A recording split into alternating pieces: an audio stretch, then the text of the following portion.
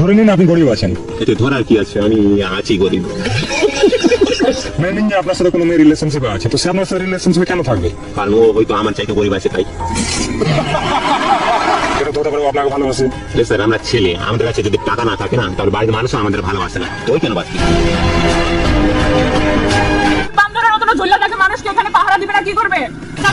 সাবির দোহাই, আমি তো পা ধরতেছি, please please please Sabir, please Sabir, হ্যাঁ সাবির।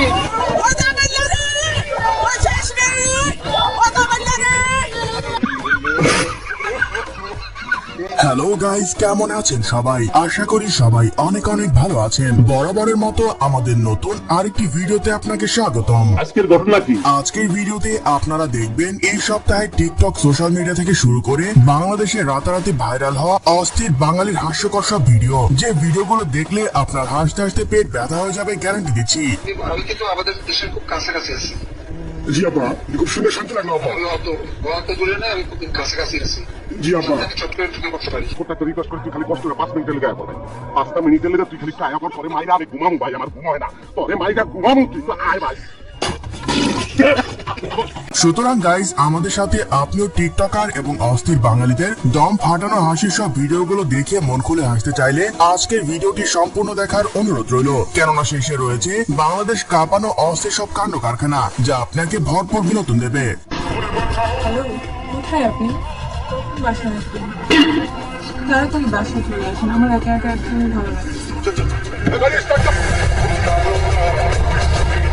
দাদুকে সবসময় পিছনে রাখো কেন? আমি হানিফ খান, সামনে রাখলে তোর মা তোর বউ দুদিনিয়া টানাটানি করে, তোর সামনে রাখি না।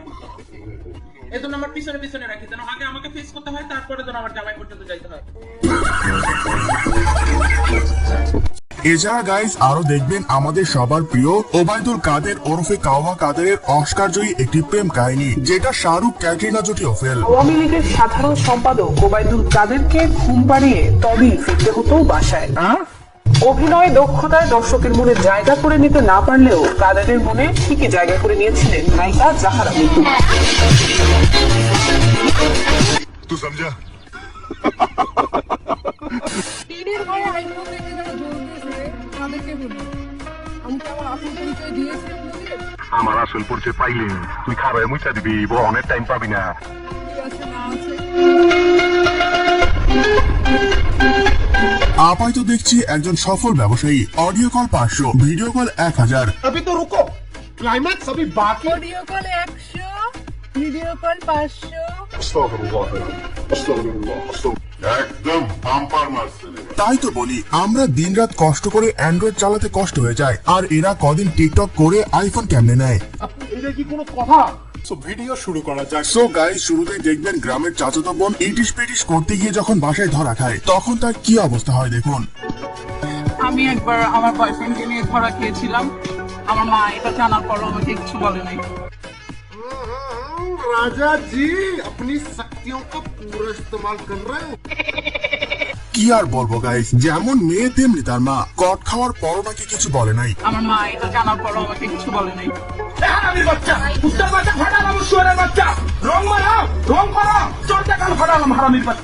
আমার মাফ করে দে হুজুর, আমার ভুল হয়ে গেছে। আর এইদিকে বাসা থেকে আমাকে একটা ফোন কল দিয়ে না পাইলে তারপর দ্বিতীয় বিশ্বযুদ্ধ শুরু হয়ে যাবে। আমার আব্বা আম্মা নাই, আমার বড় ভাই ছিল পেশার সাব ইন্সপেক্টর, যে রাষ্ট্রের জন্য কাজ করেছে, তারপর আজকে চাকরি নিয়ে হতাশা। এখানে স্পিক ইংলিশ 20 আওয়ার্স, আমি বাংলা অনার্স মাস্টার্স কমপ্লিট করছি। আমি মানসিক ভারসাম্য কিনা সেটা আপনাদের কাছে প্রমাণ করব। I can speak English 20 hours. I believe that Allah is almighty. আর একটা মেসেজ দেব, ছোট্ট মেসেজ, যে আল্লাহ সর্বশক্তিমান, আল্লাহ দেখে। আসলে গাইস, এখনো ওনার কথা মনে পড়লে গায়ে কাটা দিয়ে ওঠে। ভাইটি একজন এতিম ছিলেন, মাফ করে দিলেও তো পারতেন আপনাদের সুশীল সমাজ। আমরা আসলে শিক্ষিত হইলাম ঠিকই, কিন্তু মানুষ হইতে পারলাম না। আর ওর বাবা মারা গেছে রোড অ্যাক্সিডেন্টে 8 বছর আগে। 5 বছর আগে ওর মা মারা গেছে লিভার ক্যান্সারে। তারপর ছিল ওরা 2 ভাই, উনি 15 রোদে মারা গেছে। ওর ভাই মারা যাওয়ার পরে ও একদম রাস্তার উপর পাগল হয়ে গেছে। যাই হোক, always remember, job is a wrong idea. Don't ever look for a job. Always tell yourself that I'm a job creator. I'm not a job seeker. I'm a career man. তেমন কিছু না গাইস, টিকটকে কারো 1 million follower হলে তার প্রথম ফরজ কাজ হচ্ছে একটা সেলুন দেওয়া। I'm a job creator. So be a job creator.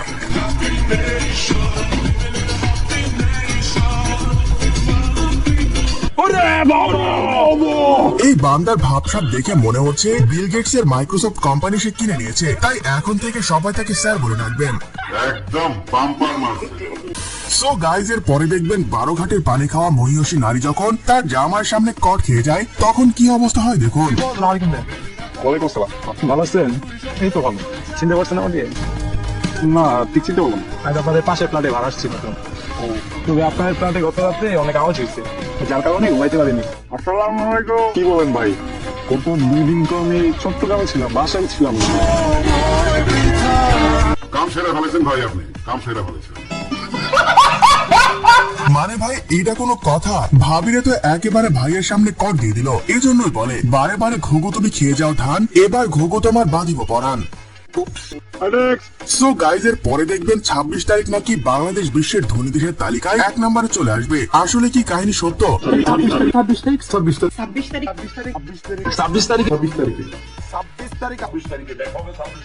26 তারিখে কি হতে যাচ্ছে?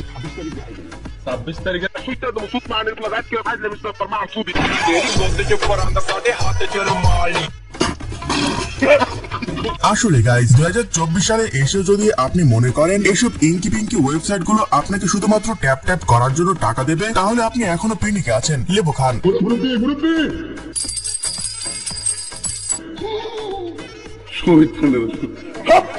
26 তারিখে তোমাদেরকে দেখে নেবো। সোনামণি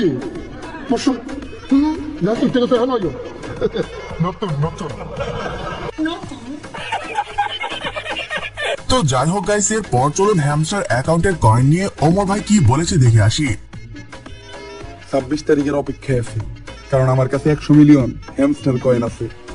আরে বাহ, কিন্তু প্রতি 10 মিলিয়ন কয়েনের দাম মাত্র 1 টাকা 79 পয়সা।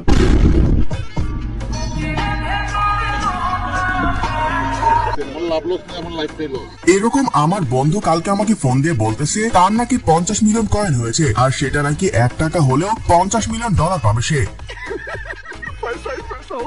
কিন্তু এখন এই নিউজ শোনার পর তাকে ফোন দিয়ে পাচ্ছি না আর। সন্ধ্যাবেলা বেগুন খেতে করতে গেলাম চুরি, বেগুন লাইলাম নিয়ে আমার হাতটা নিল ধরি। কিরে ভাই, একটা চকলেট কতজন খাস তোরা? তোদের মুখের রুচি কি এতটাই খারাপ হয়ে গেছে? ভৈরা নিয়া ভৈরা দিল, রবি তো রুকো। ভৈরা নিয়া ভৈরা দিল বেগুন আমার থলিতে, ওলা বেগুন তলিতে, ওলা লালিতে। ও হ্যাঁ, টিকটকার বলে কথা। তোমরা তো 17 ঘাটের পানি খাইয়াও বলবে আমি এখনো সিঙ্গেল। আমি সিঙ্গেল তো বলা যাবে না, বাট আমি একটা নিউ টেনে পড়ি। স্যার ও যা বলছে সব মিথ্যা কথা।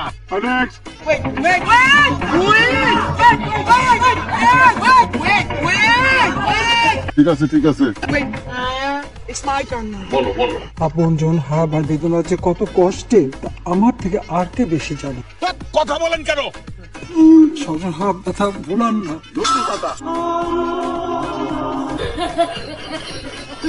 আমি শুধু চিন্তা করতেছি ভাই, এই মাইয়া যার কপালে আছে তার ভবিষ্যৎ কেমন হবে ভাবতে তো কোমায় চলে যাব। যাই হোক, ভাইটির আত্মার মাগফিরাত কামনা করছি, বেঁচে থাকলে আবার দেখা হবে। ঠিক আছে ঠিক আছে।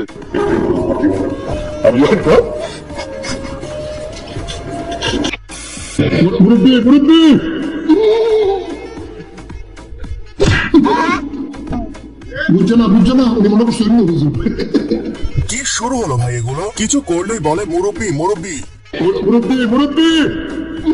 ফেসবুকে ছবি আপলোড দিলেও কমেন্ট এসে বলে মুরব্বি।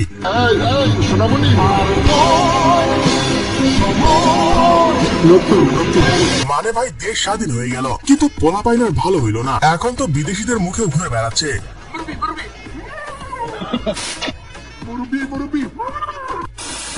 কোচিং ছিল, কোচিং এ নিয়ে এবং ক্লাস একটা বাচ্চা ক্লাস করে মেয়েদেরকে দেখেন কি পরিমাণ মেসেজ দিতে, উনি টিচার হইলে কি করো শোনা নিছিও। তারপরে স্টুডেন্ট বসে স্যার ঘুমাই, আপনি কেমন আছেন? ও বলছে তোমার কাছে অনেক সেক্সি লাগতেছে। একটা টিচার, একটা ইংলিশ ডিপার্টমেন্টের টিচার 7 কলেজের কবি নজরুলের মতো একটা কলেজের। भाई यहाँ पे क्या हो रहा है? भाई यहाँ पे क्या हो रहा है? भाई ये कहाँ पर क्या बात है? भाई ये क्या हो रहा है? भाई